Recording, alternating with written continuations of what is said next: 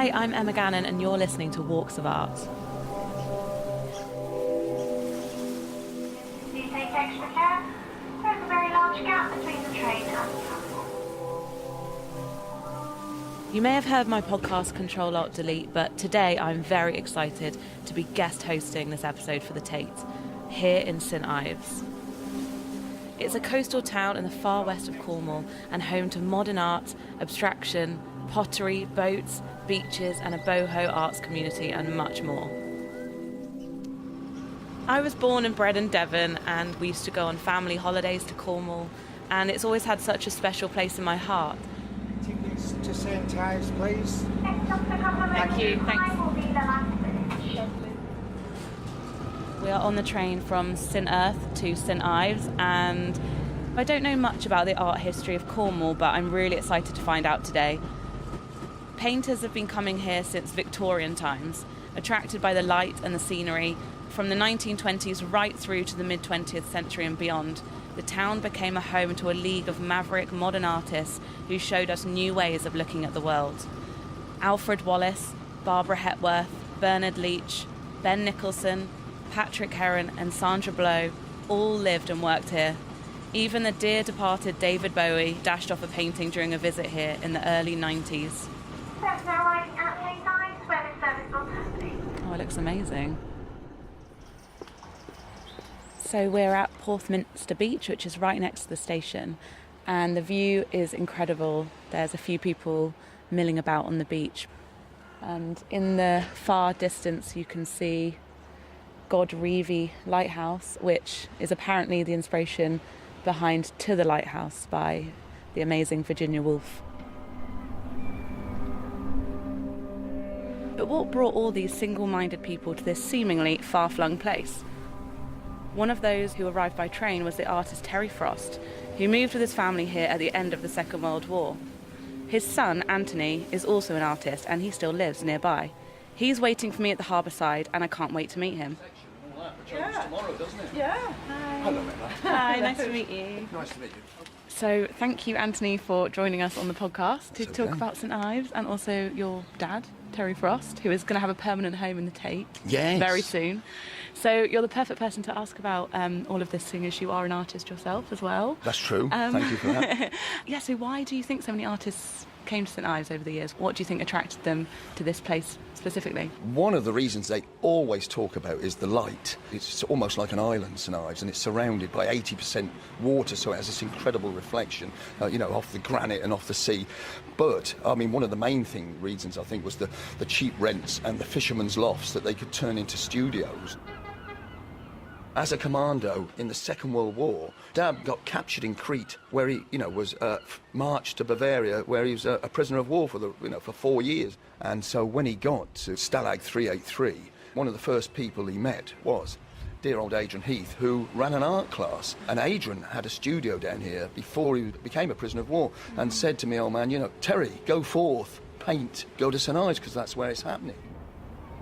We've just moved round the corner from the harbour and perched outside a very familiar house to you. 12 Key Street, my old house. 8 of us lived in here, my mum and dad and 6 of us. But there wasn't enough room for us all to be in one at a time. So if one came in and one went out and went on the beach, sort of thing, And it's One for in, one sale. out. Yeah, one in, one out. And it's for sale now. I can't believe it, my old cottage.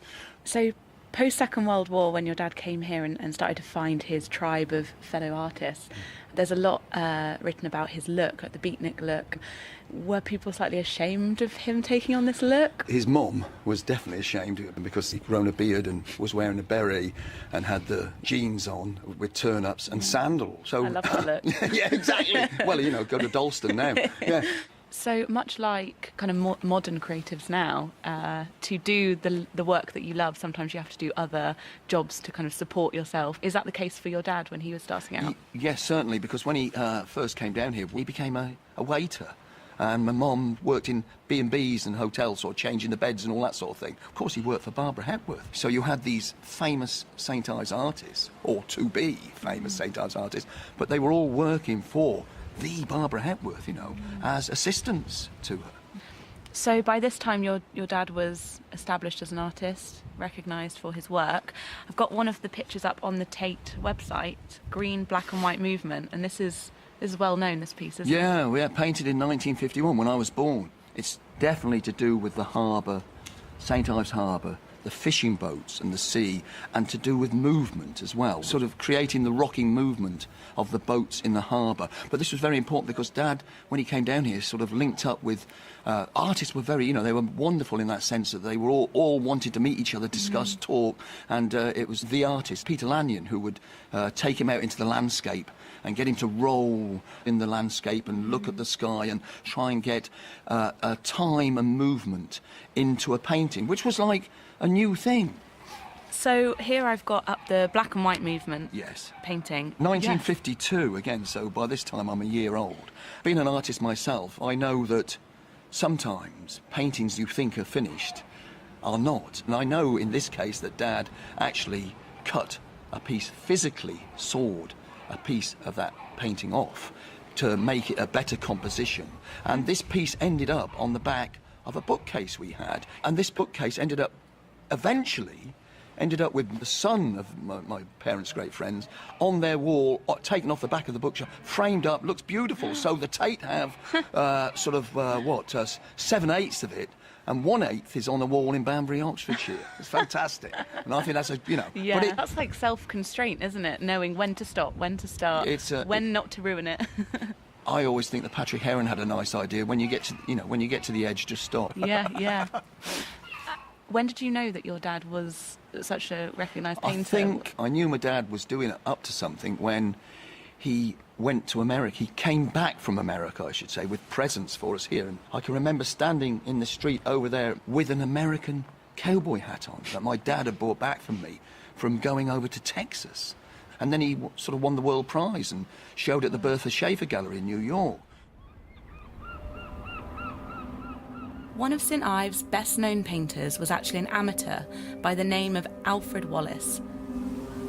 His former home is just a short walk from where Terry Frost and his family lived. Now I'm standing outside of his house on Back Road West. He's what you'd call a bit of a late starter. In his youth he was a cabin boy, but once back on the shore he opened up a boat maintenance shop and worked as a rag and bone man, buying old clothes and household junk to sell them on. He was also reputedly the first person to sell ice cream here. I wonder if they had my favourite, which was mint chocolate chip, which is pretty much all I ate. It was only after his wife died in 1922 that he started painting, because he was lonely.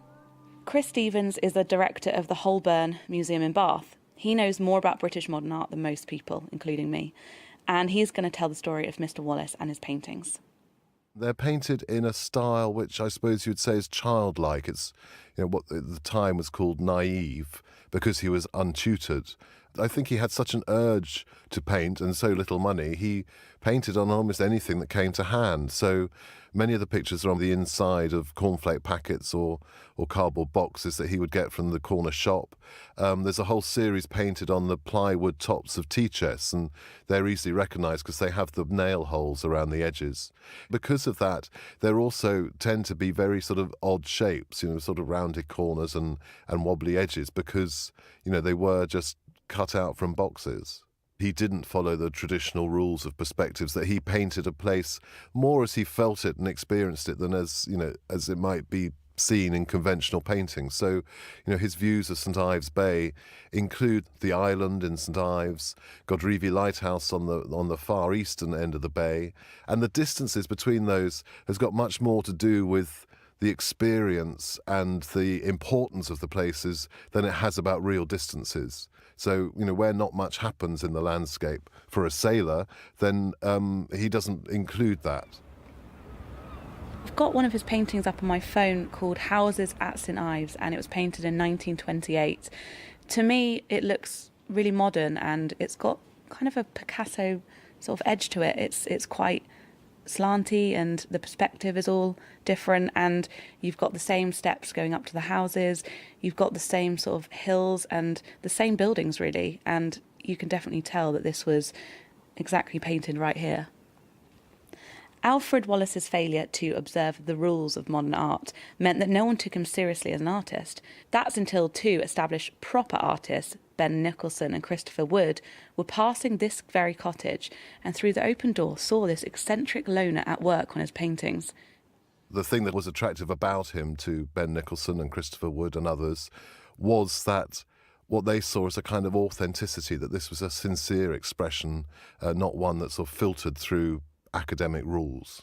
And Wallace would send him and some of his friends in London bundles of paintings, and they would make a selection of those and then send him a postal order or a cheque for those that they'd kept. And Nicholson even actually sort of tried to sort of tutor Wallace a bit. He sent him books on sailing ships and also a book on the French naive painter Henri Rousseau. And there's a lovely letter from Wallace to Nicholson saying that I like the book, but he doesn't do boats. Wallace became quite widely known in the 1930s.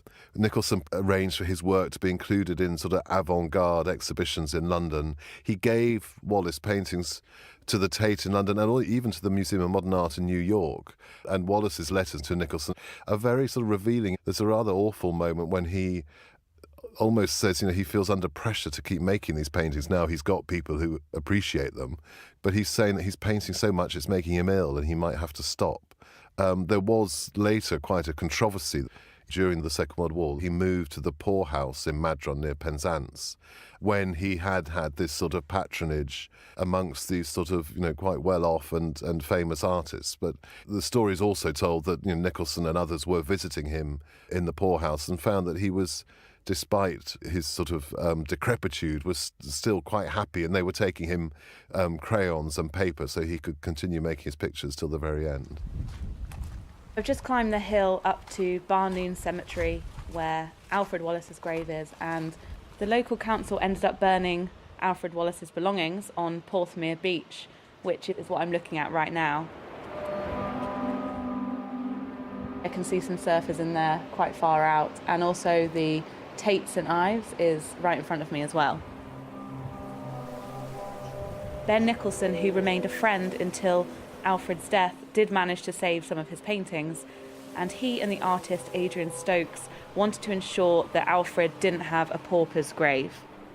So the grave was designed by Bernard Leach, and on it says artist and mariner, and it's got a lighthouse on it, and it's quite symbolic how there's someone going into the lighthouse. Perhaps it's Alfred Wallace finally resting in peace. Bernard Leach was working in St Ives from the 1920s onwards. The Leach Pottery, half a mile from here at Higher Stenick, is one of the most respected, influential studio potteries in the world. Here's Chris Stevens again. Bernard Leach was born in Hong Kong and after studying at art school in London, travelled to Japan, and he was part of a revival of a potting tradition in Japan. Leach came back from Japan with a potter he'd met there, Shoji Hamada, and it was together that they built the Leach Pottery in St Ives. Leach was part of this wider craft revival, which Nicholson and Wood were also part of, and that's Wallace was part of that too, seeking a sort of reconnection with something pre-industrial, both ancient, naive, and therefore more real, more authentic, more sincere. Leach's work references very clearly both traditional English and traditional Oriental forms, but he might combine that with a motif from Japan, like a sort of a well or a walking pilgrim. And in the same way, Leach always wanted his pottery to be used. The cups were for drinking tea or beer. And to that end, actually, later he made what became called standard ware, which was a range of cups and bowls and pottery which was sold in posh shops in London, to demonstrate that you could have everyday china which didn't have to be produced in a factory. And still you see their influence. If you go to around St Ives today, you'll see pottery made in the Leach tradition. Most of the major British potters of the 20th century worked at the Leach pottery, people like Michael Cardew and Catherine Pladle Bouverie and so on. And so his influence was enormous. In the 1950s, he was very clearly the most famous potter in the world. Even David Bowie himself paid a visit to the Leach pottery in 1993. And while he was here, he painted an image of his wife Iman in the pottery. It's called Little Stranger, Metal Hearth and the black coat. Bowie was quite a fan of the modern artists associated with St Ives, and he had a number of their works in his own personal collection, including Bernard Leach. Not surprisingly, the pubs of St Ives were popular meeting places where full and frank discussions about art took place over a few pints. The art historian Jeannie Sinclair is our go-to woman on this important part of St Ives' life. Hi, Jeannie. Yeah. Hi, nice to meet you. So we're sat here in the sloop with our pints. Is this somewhere where the artists would come and hang out?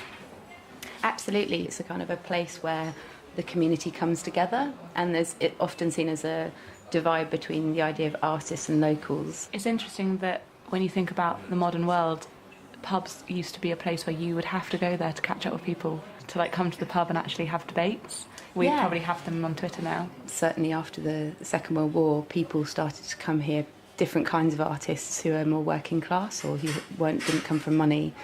A lot of the artists identified with the fishermen as being working class as well, and that was really important. I think before the Second World War, it was quite interesting when you read people's diaries talking about the idea of being free from class norms. And that sort of look described as beatnik, almost like hipster type. Did people judge them or make fun of them, or...?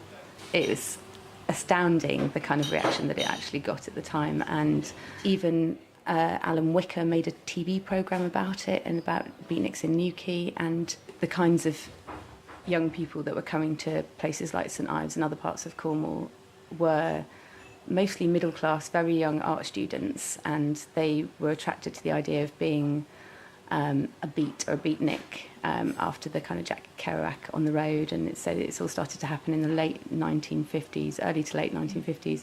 So people used to come down and sleep on the beaches, and they just wanted to be artists, musicians and writers. There's lots of rumours about the beatnik wall, and we're actually right by it now. There was a wall opposite the sloop where beatniks would congregate, and there were rumours that people would fornicate on this wall, and so there were closed town council meetings to discuss the demolition of the wall, and eventually they did demolish the wall simply so that people couldn't sit on it or lie around on it and generally make a nuisance of themselves. I'm so fascinated by that idea of like generational divides and how every single generation grows up thinking, I won't judge young people, and I get scared that maybe one day I'm going to be that person. And now it's baby boomers being annoyed with young people using Snapchat. Yeah, exactly. That's like the new one. The people in the town used to say that they were the great unwashed. They had long hair, they dressed differently, they were gender ambiguous. And there's a Giles cartoon from the sloop that you can see. You've got a man wearing a cravat and holding a glass of wine, and then there's a woman wearing trousers and holding a pint. The gender stereotypes are being subverted slightly. I think there is a really interesting thing about St Ives where women in particular feel that they have the freedom to kind of express their gender in a non-typical way. And it's interesting that Barbara Hepworth, just because she wears jeans and has a pint in her hand, people must have enjoyed looking up to her in a way, being like, well, she's doing really well and she's not conforming to gender stereotypes. She was married to Ben Nicholson, and that's quite like a feminist move for her to not just take his surname. She was a very modern woman, and I think that's part of the interesting thing about St Ives is that it's often seen as a place of refuge where you can create a new kind of modernity, a new kind of society. So I'm really excited to check out Barbara Hepworth's studio. Are you going to show me around? Absolutely.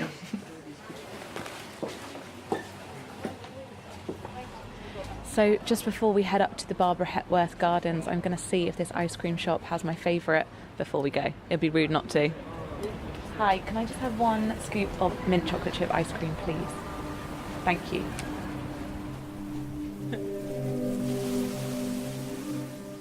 So here we are at Barnoon Hill, and this is the Barbara Hepworth Museum and Sculpture Garden.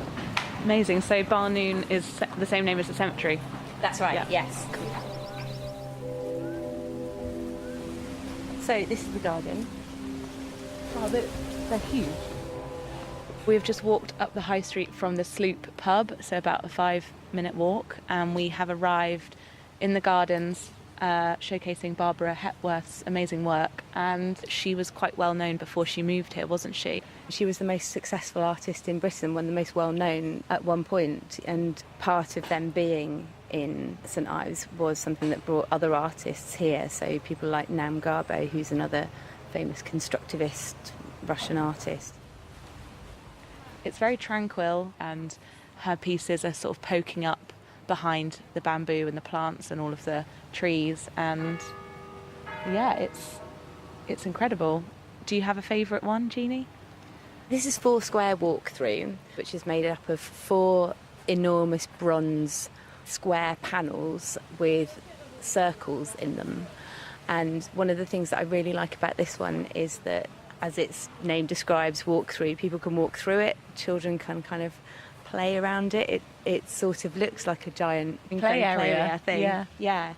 And that was the kind of tactility and being able to touch the sculptures and the kind of movement and the feel of things were things that were really important to Hepworth. She didn't feel that they were static. She complained once that critics, of course, wouldn't understand her work because they just stood still in front of them and they didn't move around them. So they were very much dynamic objects for her, which I like think is really that. interesting. It's like she wanted people to use it, or at least it's going to be like a lived-in piece of art. It's not just going to be like behind closed doors. She had really strongly held principles and ideas about humanity. Chris Stevens. Hepworth was part of a generation of artists whose work was fundamentally shaped by the First World War, and it very much stood for the belief in an ideal world of cooperation and harmony, and that was consciously developed in opposition to the rise of fascism and Nazism in Europe. So the descent into war at the end of the 30s and the horrors of the Holocaust fundamentally undermined what those artists had believed in and what they were seeking. And you see, I think, in Hepworth and in several others, a kind of re-engagement with nature and with landscape as a riposte, I think, to the sort of insecurities of recent times. So sculptures like Pelagos, or there's one even called landscape sculpture, which the forms of which she talks about in terms of her standing in the landscape and feeling it sort of almost embrace her in a sort of protective hug, calming and protective. Hepworth and Nicholson helped nurture a new generation of artists: Patrick Heron, Terry Frost and Peter Lanyon. Many argue that it was they who influenced the American modernists of the 1950s, with a parallel exchange in ideas between the Big Apple and St Ives. They became the leading painters of the 1950s, not just in London but internationally, and St Ives became a place known on the international scene. So you see numerous dealers, not just from London but also from New York, visiting St Ives, even thinking about buying houses in St Ives.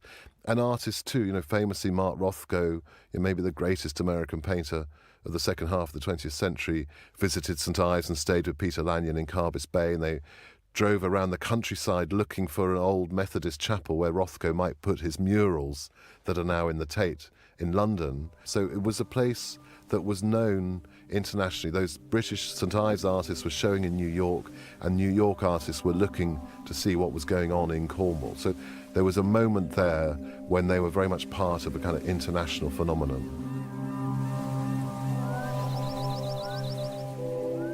The continuing legacy of these colourful times still attracts international visitors to the cobbled streets, the atmospheric pubs and the galleries of this town. New generations of artists are still working and innovating all around the peninsula of St Ives today, including Porthmere Studios, where Ben Nicholson, Terry Frost, Patrick Heron and Peter Lanyon all created their works. Many of them are on display in a newly dedicated space in the transformed Tate St Ives Gallery. I'm Emma Gannon, and this has been so much fun doing this guest episode for the Tate's Walks of Art. For more Walks of Art podcasts and to find out about the accompanying book of the same name, visit the Tate website.